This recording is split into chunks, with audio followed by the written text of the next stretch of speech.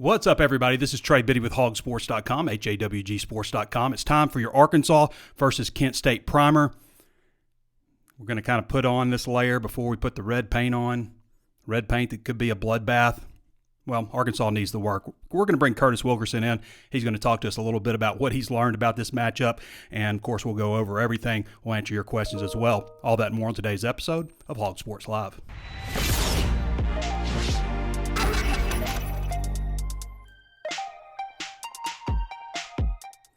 Before we get started, I want to remind everybody there's plenty of ways to watch and listen. You can always tune in on Facebook Live. If you haven't followed the page on Facebook yet, go ahead and do so. Be one of 90,000 Razorback fans to follow the page. Also available on YouTube. Subscribe to that channel. Hit the notifications bell so you're alerted anytime we upload new videos. Throw us a thumbs up or a like on Facebook or on YouTube, whichever platform you're watching this on. But go ahead and subscribe to the YouTube channel. Most of the people that watch the video on YouTube aren't even subscribed to the channel. So go ahead and do that. Leave us that 5-star review on Apple Podcasts if you haven't taken a moment to do that. We'd also love to have a 5-star review on Spotify. Anywhere else it takes 5-star reviews, that's where we want them. So also available on Google Podcasts and anywhere else you can think of to find your favorite podcast. Hog Sports is just $1 right now for your first month at HawgSports.com. All right. You guys want to see what Sam Pittman had to say real quick? This is what Sam Pittman had to say on Focus because, guys, Kent State's not very good. They're just not. I think Arkansas might match up better. I think Arkansas might have had a better level of competition from Western Carolina based on what I've seen from the Golden Flashes. We're going to get into all that, but here's what Sam Pittman had to say on Focus. The week one game, obviously you'd expect everybody to be amped up and excited and everything, but with the way the score came out and then looking at Kent State's score against UCF, is there anything extra you feel like you need to say? I mean, you got a pretty mature bunch, but is there anything extra you need to say to make sure that the focus is right?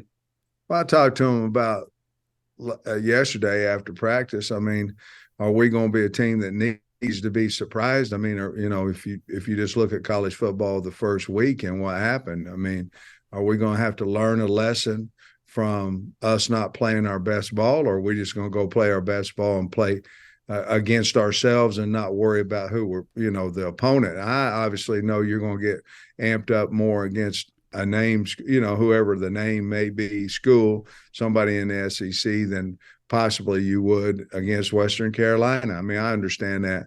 But at the same time, if you don't get ready to play, you don't prepare, you're going to get beat. And we're going to be one of those teams that everybody in the country is talking about. And I just kept asking them, do we need to be surprised? Do we need to be taught a lesson? Or are we just going to go practice hard? I wasn't particularly happy with the way that the complete practice went yesterday. And I talked to them about that after practice. Well, I'll tell you this also. Arkansas is going to be without Rocket Sanders. Obviously, that's probably the biggest story of this week. We noticed on Monday going out to practice that Rocket was just kind of sitting there. I do know some of the best doctors have looked at his situation. Going to miss a couple of weeks. And that stinks because, Rocket started all 13 games. He got banged up there towards the end of the year last year, but he started all 13 games. This is going to hurt his ability to earn all SEC status. A lot of people, no matter what he does, when he comes back healthy, a lot of people are going to look at those overall numbers, and they're obviously going to be impacted by him missing a couple of games, especially a game, against Kent State where he could potentially rack up a lot of yards. So it's unfortunate for Rocket. They do have a quality stable of running backs. They have 4 guys I think they feel pretty comfortable with putting in there, but need to get Rocket Sanders back, ideally by that LSU game. So whatever they have to do to get him healthy from now and then, definitely do that. But Pittman kind of, led into it slowly that, he's probably going to miss more time, haven't gotten final results. And then last night on his radio show, he definitely confirmed that is the situation. So who steps up? It could be a really good game for Dominic Johnson. Everybody knows I'm a Dominic Johnson fan, obviously, but I think it could be a big game for him. Dominic's still wearing the knee brace. I asked Sam Pittman about that because it's been 25 years since I put anything like that on, so I'm sure the technology has improved a lot since then. But Pittman said he doesn't feel like it limits him that much. My argument would be then if it doesn't limit you that much, then why isn't everybody wearing them? If they can protect you from, running backs get ACL tears. That just happens with them. So if it's not limiting you that much, why isn't everybody wearing them? But I understand fully, why, where his headspace is got to be on that, wanting to get into the season and everything. But I think eventually he'll probably shed that. Obviously Rashad DeBinion had a little bit of a back issue. He's practiced all week. AJ Green's there also. These guys can run toss sweeps if they want. That's what I would do. I would run high school toss sweeps, just back and forth. These guys are not going to be able to run you down. They don't have team speed on defense. We'll get into a little bit of that, but obviously a big story with Rocket Sanders not being available. Antonio Greer should be back also, so that's good. Antonio has missed the last game, but he was a guy that was rolling there with the first group pretty consistently. I agree with Sam Pittman, and we'll play this clip here in a second, but I agree with Sam Pittman that Jaheim Thomas has been the most steady. You've had, Greer with injuries, Pupal with injuries. He's going to miss the first half of the game also due to that targeting penalty he got in the second half. So some issues here and there with linebackers throughout fall camp and early in the season. But Jaheim Thomas, guys, he really impressed me in that opener. You can just kind of take away everybody else and watch the player. You can see his explosiveness, how quick he reads plays, runs through people. 6'4", 240, good-looking linebacker in Jaheim Thomas. So, they've got Jordan Crook. Brad Spence obviously has come on really well. It was nice to be able to talk with Brad Spence for the first time in his Razorback career on Tuesday. And we'll see with some other injury situations here and there. But here's what Sam Pittman had to say on the linebackers. And should we expect to see Antonio Greer this week? Yes. I mean, he's practiced. He practiced partially, Indy and things of that before the Western Carolina game, but he's practiced all week. So they've cleared him to do everything, and he's been good over the last 2 days. So, and he's practicing today, so I expect him to be available. I think Jaheim Thomas has been the most consistent player for us there in the linebacker room. Obviously, you mentioned the injuries that we've had. Obviously Pooh was the guy that we, and he still is, but he's been beat up. He's been hurt. And of course, unfortunately, he won't be able to play in the first half Saturday. So it's a little bit linebacker, honestly, has been a little bit like the O-line room where, man, you wish you could find guys that just put them in a spot and put them next to somebody that they played with the majority of the time, but just injuries hasn't quite let us do that.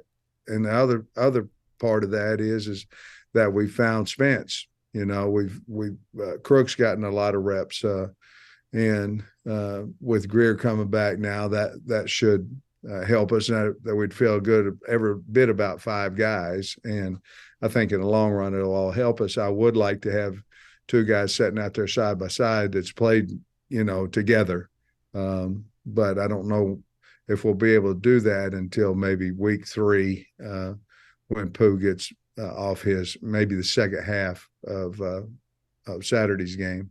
Right. But I think it has helped us overall. Arkansas has quality depth at defensive line. They have the potential for quality depth at linebacker. They just got to get some guys healthy, obviously get Pupal back from suspension. And it's important to have quality in everything you do, and that includes your internet service. If you don't have Ozarks Go or you're dissatisfied with your current internet service, they keep jacking the price up year after year on you. It goes in and out. Your family's upset. Dad, Mom, why won't the internet work? I don't know. You're in an argument with everybody. You're frustrated. You're plugging it in and out. I've never had that experience with Ozarks Go. I've had them for 2.5 years now, even before they reached out to me to be a title sponsor. If you're interested in finding out more about Ozarks Go, then call them at 479-684-4900. You can also reach them online at ozarksgo.net/hawg. That's HAWG. Great service. Wouldn't tell you they have great service if I didn't believe it. I've never experienced outages. They're going to give you the same rate this time as they're going to give you next year. You're not going to get jacked up, all the time over and over again, like a lot of people do when they try to rope you in. You're not going to call them if you have a problem and threaten to cancel and then they say, hey, well, we'll drop your price $30. Well, why didn't you drop my price $30 before? It's not going to be any of that. They're just going to give you a great low rate, local people, local company, and you're not sacrificing anything by going local with these guys. ozarksgo.net/HAWG, 479-684-4900 for Ozarks Go.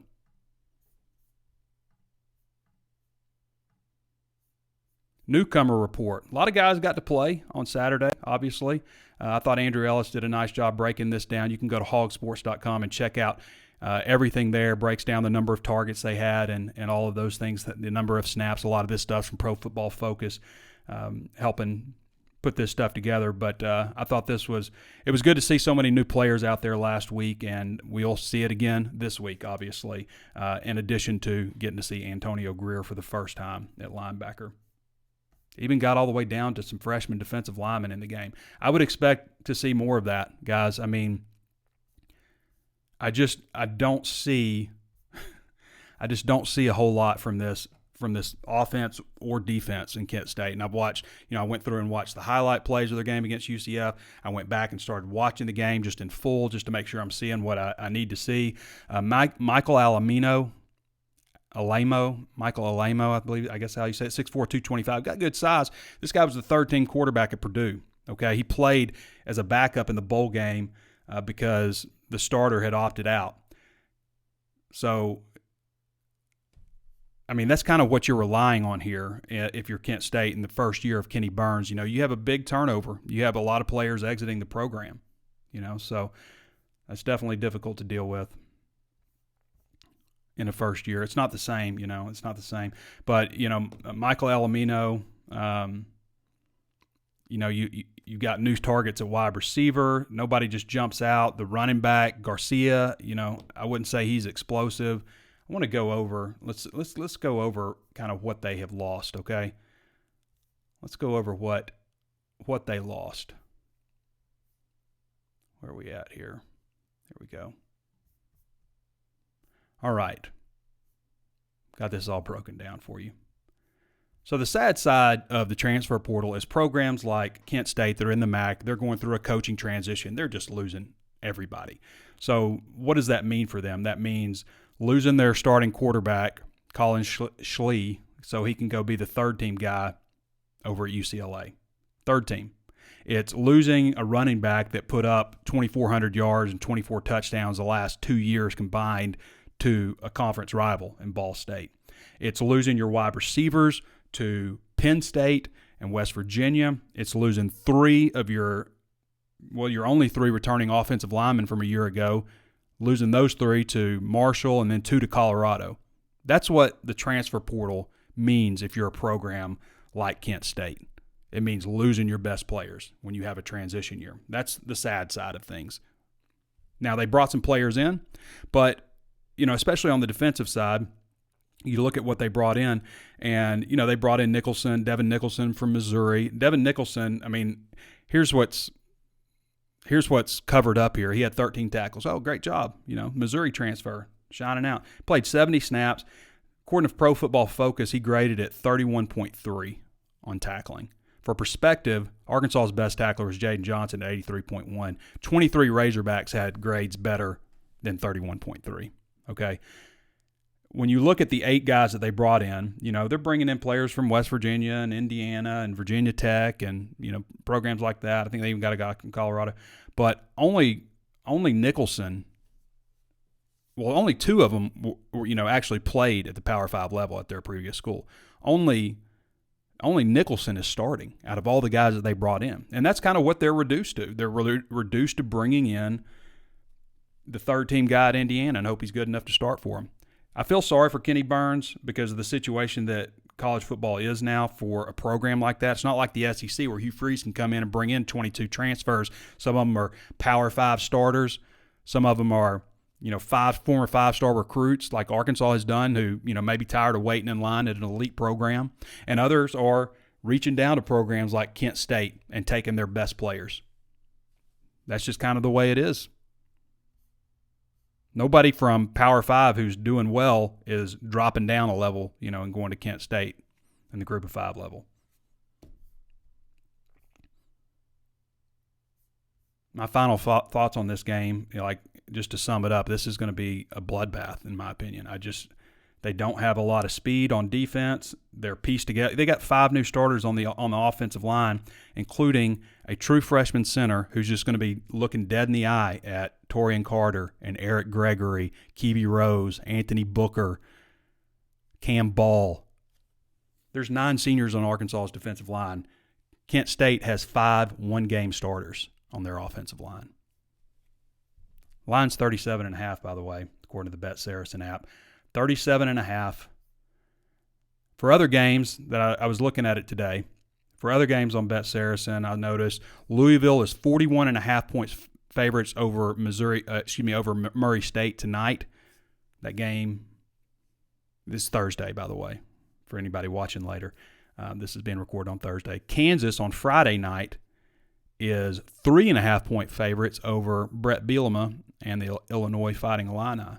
And then, of course, Arkansas on Saturday is 37.5. That's pretty much what I've seen it at the whole time on Bet Saracen.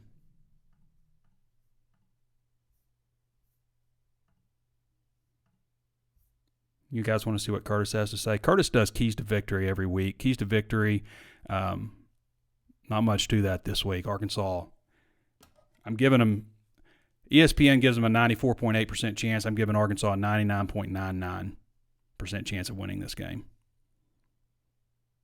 The problem, the question is, are they going to show up with 100% focus? Because they're going to win. It's just, are you going to have all the focus that you need?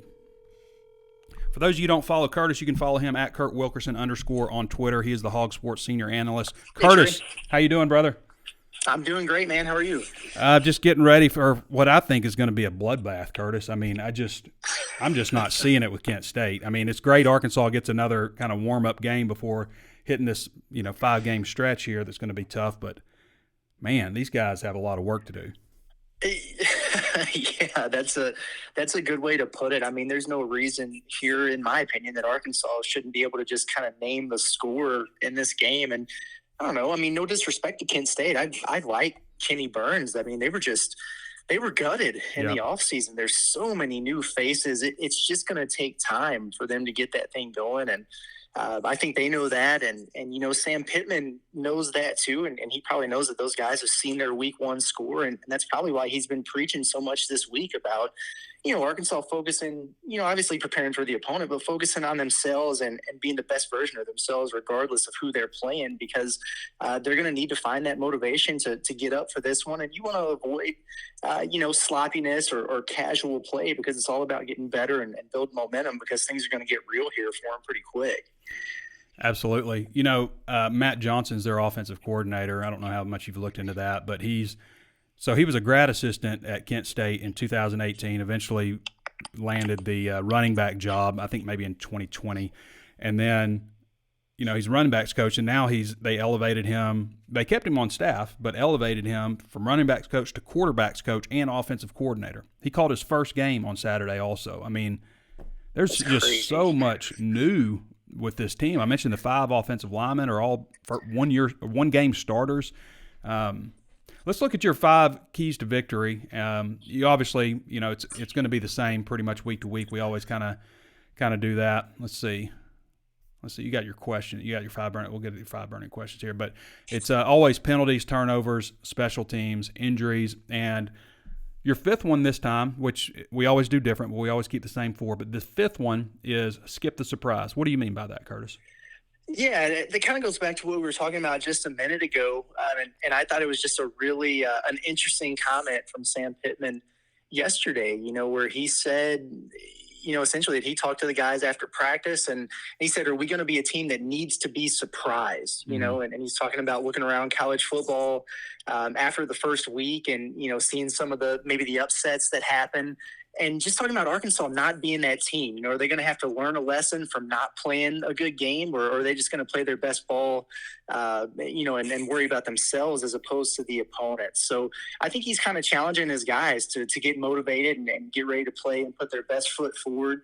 Obviously the other things that you mentioned there, the other keys to victory, like that's how a team like this stays in the game. If Arkansas is out there losing the turnover battle and, things like that and gift wrapping this thing, but also if they're playing casual and if they're not motivated, not focused, that's how it could be way more interesting than it needs to be. So, sometimes with that 5th, that bonus key to victory, we'll identify specific things with the matchup, like third down conversions or red zone efficiency or whatever. But this game really is about Arkansas and them playing their best. And, so I just think being, ready to go and avoiding that surprise is going to be important for them. Yeah, this is a great opportunity, Curtis, I think, for Arkansas running backs in this one with Rocket Sanders being out. Some guys really have a chance to get a significant number of carries, and we're all a little disappointed in the results with the rushing game in the opener, but we know a large reason why that happened. First of all, Western Carolina's, they may not be as talented as Arkansas, but they're competent on defense.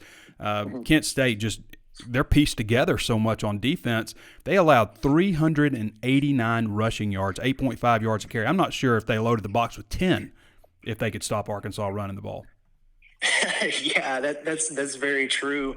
I watched the first half of that game live against UCF, and it was just it was crazy to watch again. Not trying to disrespect those guys, but man, you're right. It is very pieced together right now. They got a lot to work on and a lot to improve. And you're right. It is a great opportunity for the Arkansas running backs. I'm really excited and anxious to see, kind of how that turns out and what they do with the carries there. Is it going to be a true, kind of a by committee approach? Because they've got so many guys. We talked about the depth so much in that room. How do you decide who gets the bulk of the carries? So maybe it'll be more of a true split, but I'm excited to see every single one of them. We heard so much about AJ Green's offseason, how he's ready to take a step forward. Well, here's an opportunity. Rashad Benion's a guy that I'm really excited about. I think he's got a ton of potential. Maybe it's a time for him to break out. Both those guys had big games in the Liberty Bowl.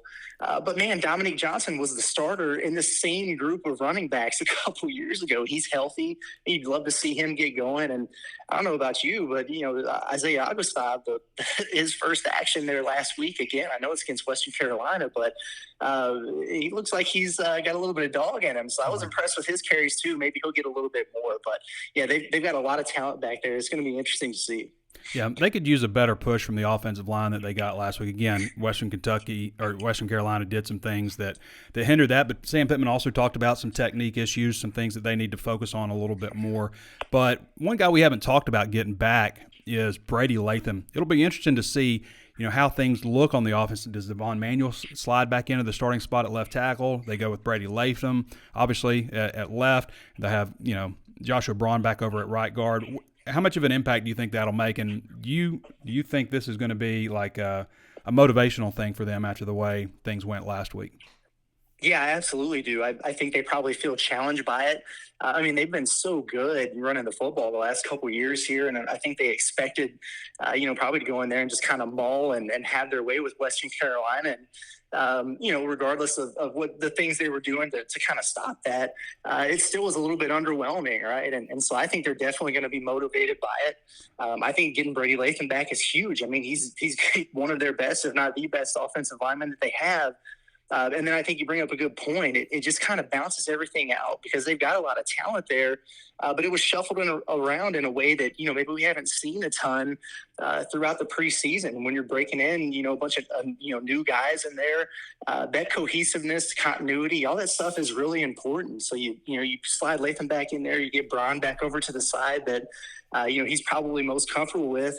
And then, I'm anxious to see what they do with that left tackle spot too. Is it going to be Manuel? Is it going to be Chamblee? A combination of both? I don't know. But I think kind of getting back to, from left to right, the group that's been comfortable working together, playing together as much as they have throughout practice, that's definitely going to be a good thing for them.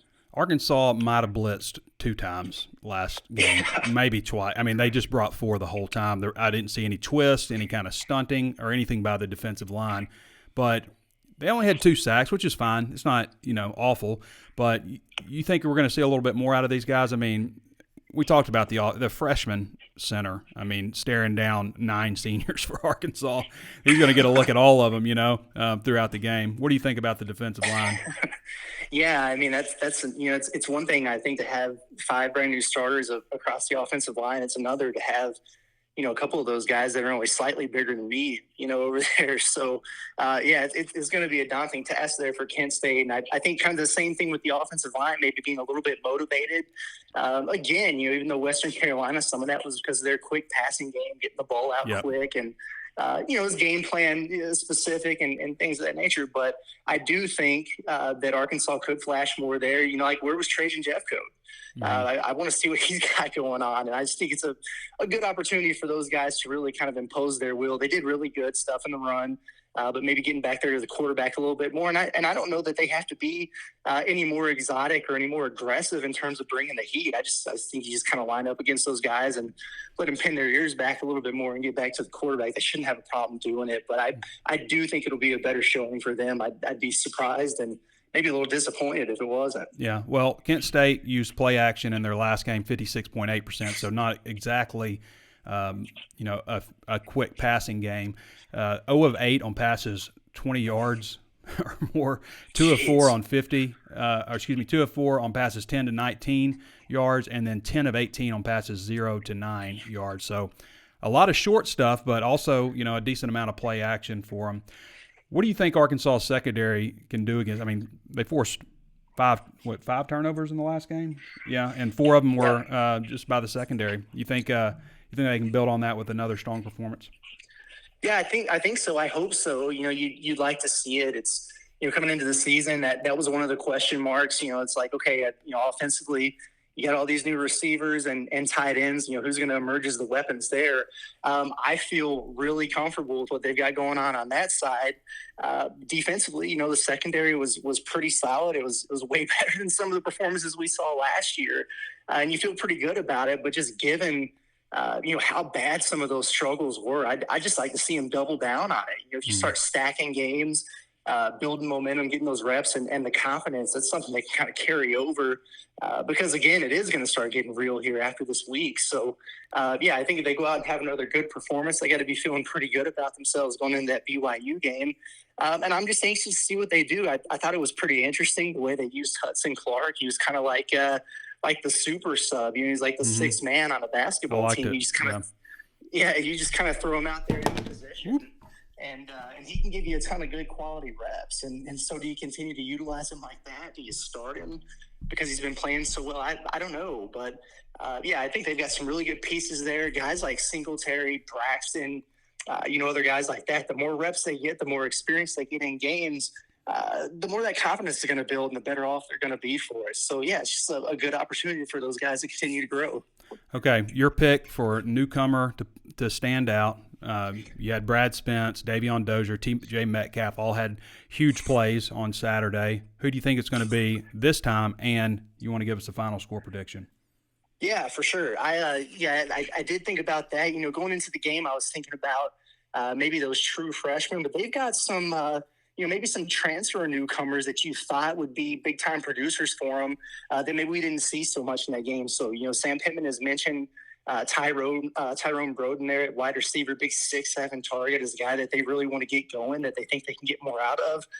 That's probably my pick for this game. Either him or Barquise Gums at tight end, but I'm going to go with Broden as kind of the breakout newcomer there for me. And I just put in my prediction earlier. I don't know why.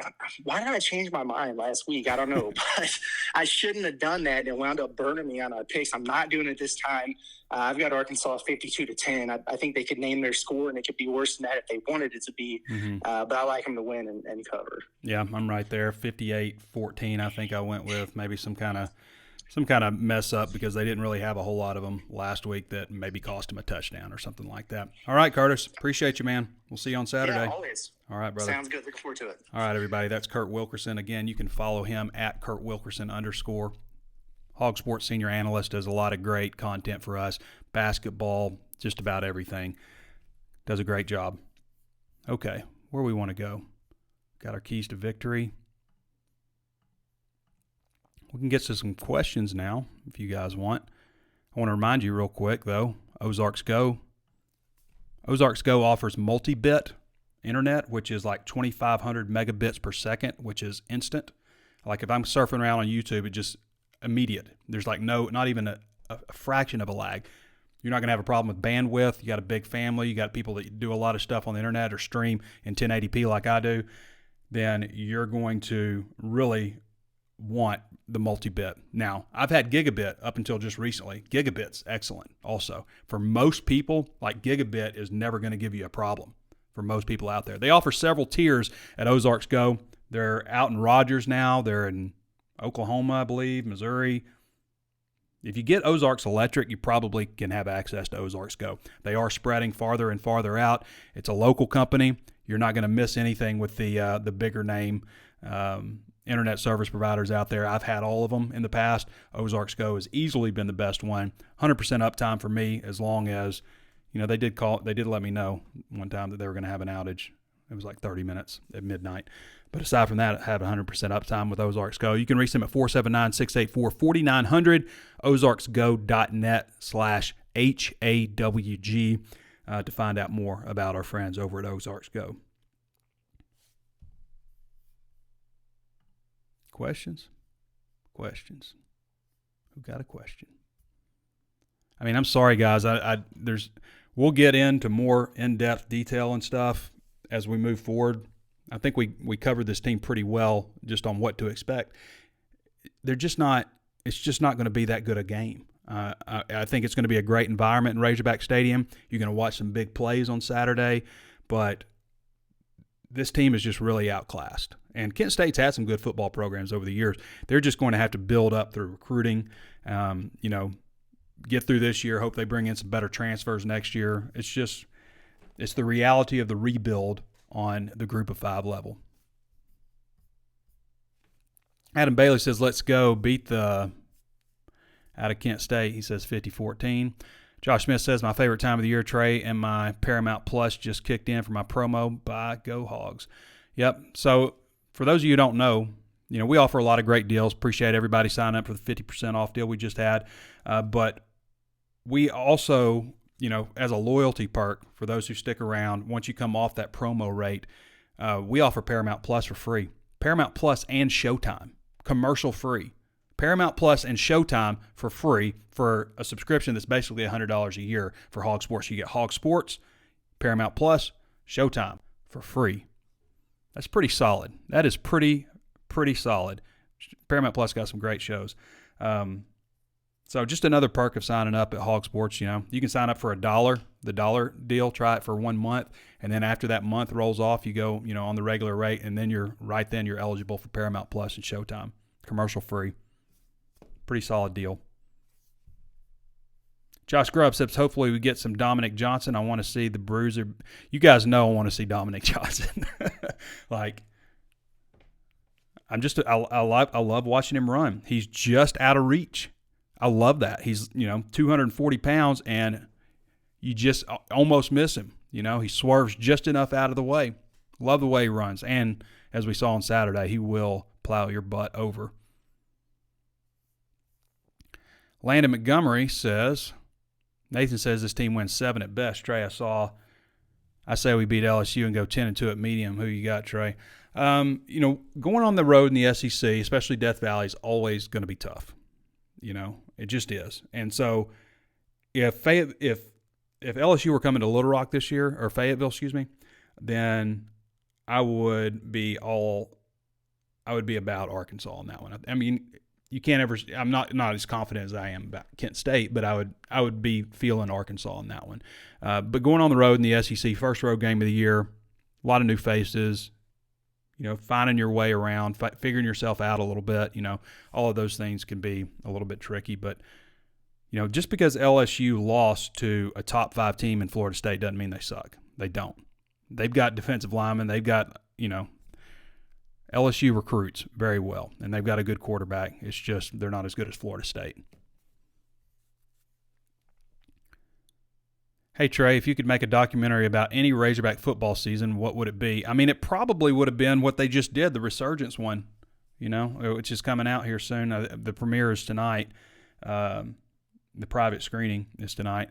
I have already watched it. I got the private link. I couldn't wait because I was in college. You have to understand, I went to college in '96 at the U of A, and first 2 years Danny Ford was there, and it was fine, but it was just like, the stadium's clearing out early. They went 4 games both of those years.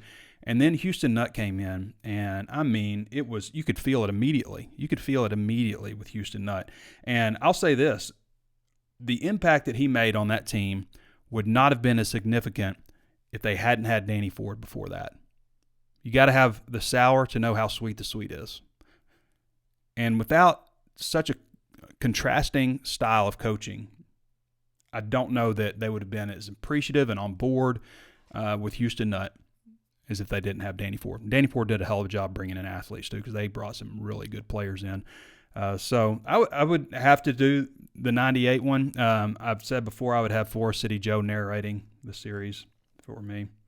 But I thought they did a great job with it. A lot of it centers around Houston Nutt and just, how the players bought into him and just the movement. And it was a big turning point for football. I mean, no matter how you feel about Houston Nutt, how things ended and stuff, you can't deny how important that 98 team was to the resurgence of this program, upgrading the stadium significantly. That didn't happen without that 98 team. So that would have been one. I would have probably, the 2006 team would have been a lot of fun, but there was just, you can't cover that without all the drama. So it's unfortunate how that one went. But I don't know. 98 was a lot of fun. Dylan Horton says, I feel after one game our defense looks leaps and bounds better than last year. I don't think there's any question. I don't think there is any question this is a better defense than what they had last year. Let's see. I hate Facebook just has gotten to this deal now where it just jumps and it won't let me hold my place. Is Pittman downplaying Rockets' injury like he did Catalan's last year a few weeks?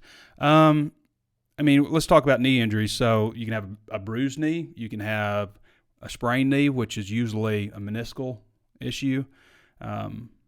Sprains, torn cartilage, all those things, that's usually code for meniscus. So for you and me, that might need to heal up for 6 weeks if it's, a low-grade one. There's different grades of it, but usually they talk about 6 weeks. So I imagine he's going to be playing through some pain with it, but he'll be able to play. I don't know if it's meniscus. I'm just saying that. Bruised knee, those are usually the injuries if it's not an ACL. There's also MCL, all those kinds of things. But usually you're talking about those, a bruised knee, maybe some cartilage.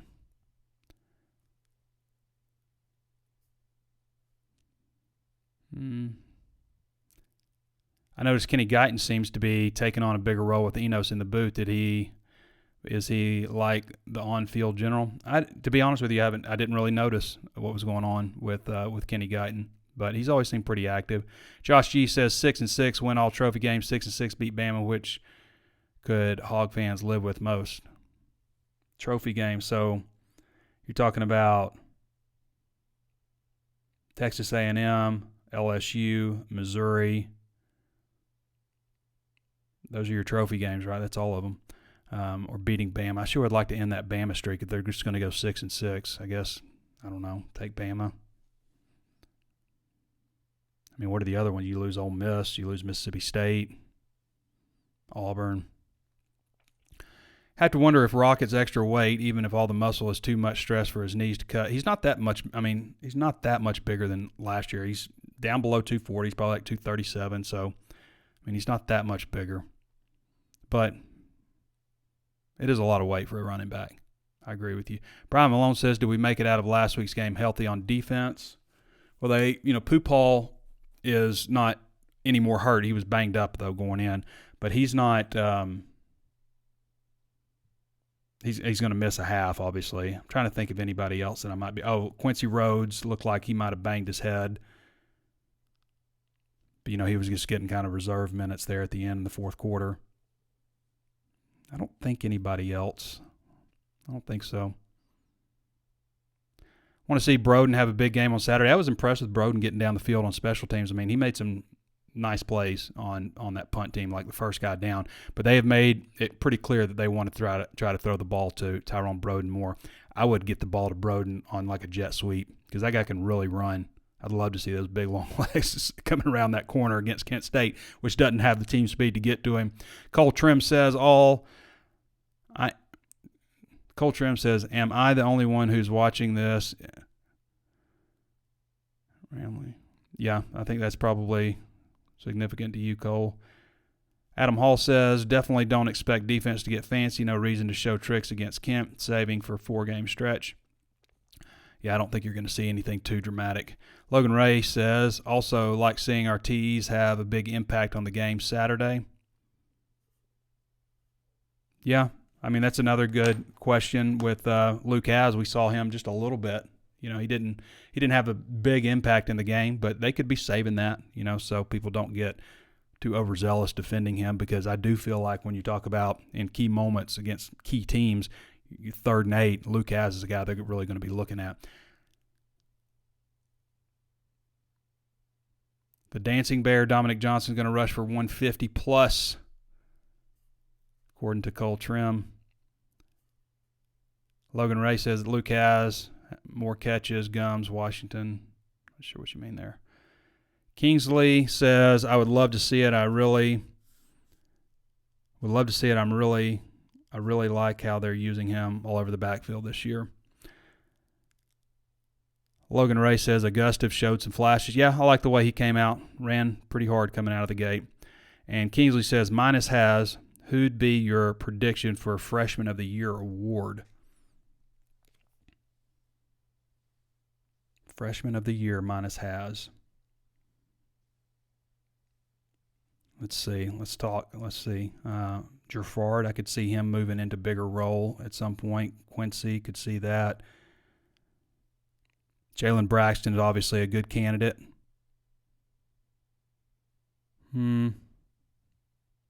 Brad Spence. Brad Spence coming on strong. He's already got an 85-yard interception return for a touchdown, so that's up there. I'll go with Brad Spence. I think Brad Spence could be the guy on the other side. And if not him, then I would go with Jalen Braxton. Yep, Kingsley says Greedy, Spence. Yep. All right, everybody. I think we did it. I think we covered this game about as well as could be expected. Should be a really fun environment on Saturday. I mean, I think it's going to be a really nice crowd. It's a 3 o'clock game, so should be some good tailgating and stuff before that. And then just file into the stadium and watch an ass beating, I guess. All right, everybody. Thanks for joining me. Thanks to Curtis Wilkerson for hopping on. Appreciate all your questions. Thanks for our longtime subscribers. For our longtime subscribers, if you've been with us, you're paying the regular rate, you're not on a promo anymore, be sure to activate that Paramount Plus subscription. It's just too good a deal. It's too good a deal. And it comes with Showtime now, and it's commercial free. So great service to have. All right, everybody. We'll be back with you guys on the Walk and Talk on Saturday. I'm sure it'll be invigorating. I dropped the gimbal that I was using. I mentioned that, so no gimbal. We're going to go back to doing it the way we used to do it. But, guys, it's just going to be like Walk and Talk's best when there's need for emotion from me, right? Like a tough loss or, you know, it can be therapeutic, people say, with a tough loss, or a big win, you know, just emotional in that regard. I'm not saying I'm not going to do the Walk and Talk for Kent State or Western Carolinas of the world, but it's just not the same kind of Walk and Talk, is it? All right, everybody. Thanks for joining me. I appreciate you, and we'll talk to you guys on Saturday. This has been Trey Biddy with HawgSports.com. We'll catch you next time.